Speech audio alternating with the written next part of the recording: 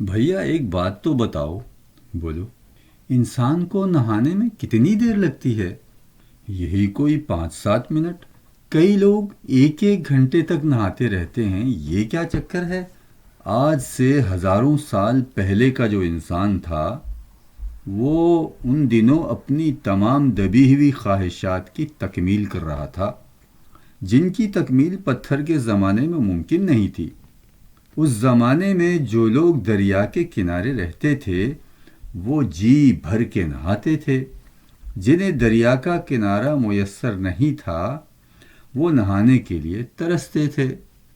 تمہارے اور میرے جو دوست گھنٹہ گھنٹہ بھر نہاتے رہتے ہیں ان کے آباء و اجداد کا مسکن یقیناً دریا سے کہیں دور واقع تھا. تاہم اس کی ایک وجہ اور بھی ہے، اور وہ یہ کہ انسان کی پیدائش پانی میں ہوئی تھی، چنانچہ وہ اپنی جائے پیدائش کے ساتھ جذباتی وابستگی رکھتا ہے. اچھا، اور یہ جو لوگ بڑے بڑے مکان بناتے ہیں اس کی کیا وجہ ہے؟ اس کی وجہ بھی وہی ہے جو میں نے ابھی بیان کی. پتھر کے زمانے میں لوگ غاروں میں رہتے تھے، اب وہ بڑے بڑے گھر بنا کر اپنی دیرینہ محرومی دور کر رہے ہیں. اور یہ جو ہم لوگ روزانہ شیو کرتے ہیں، کیا یہ کوئی شریفانہ عمل ہے کہ انسان اپنی صبح کا آغاز تیز دھار والا بلیڈ ہوا میں لہراتے ہوئے کرے؟ ارے تمہیں کس نے کہہ دیا کہ انسان ایک شریف مخلوق ہے؟ ارے بھیا، یہ تو بہت خونخوار جانور ہے. ہزاروں سال پہلے یہ جس درندگی کا مظاہرہ کرتا تھا ان دنوں اس سے بڑھ کر رہا ہے. یہ لوگ روزانہ اپنی صبح کا آغاز بلیڈ ہوا میں لہرا کر کرتے ہیں.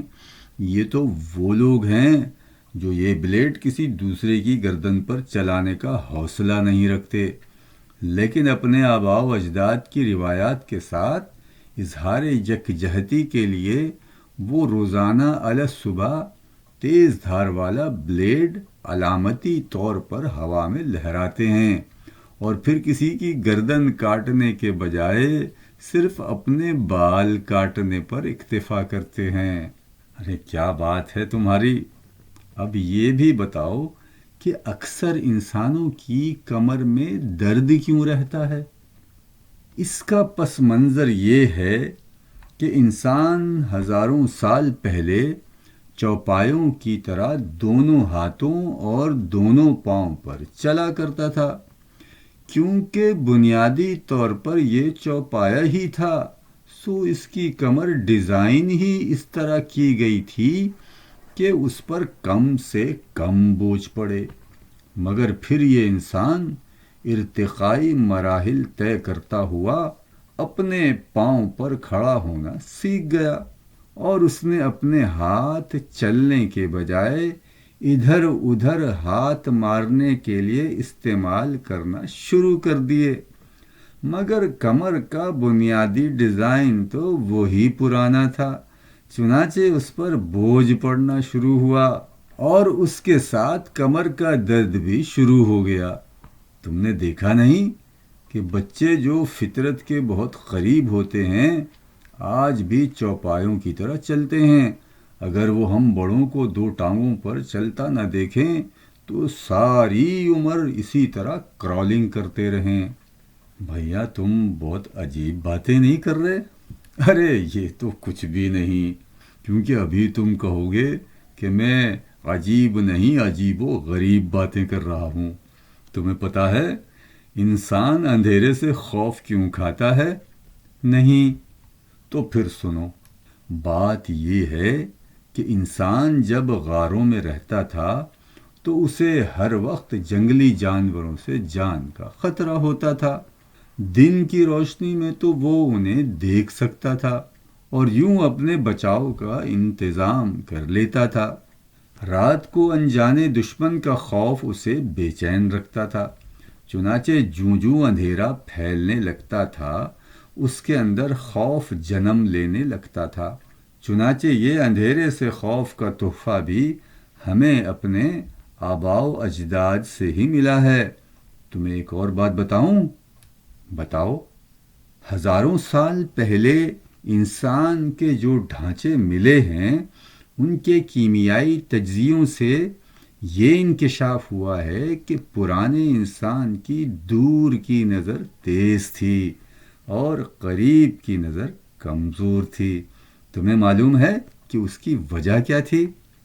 نہیں، اس کی وجہ یہ تھی کہ پرانے انسان کو دور سے آتے ہوئے اپنے دشمن پر نظر رکھنا پڑتی تھی، چنانچہ نظر کے اس مسلسل استعمال سے اس کی دور کی نظر بہتر ہو گئی اور اس کی قریب کی نظر اس لیے کمزور تھی کہ اسے اخبار نہیں پڑھنا ہوتا تھا۔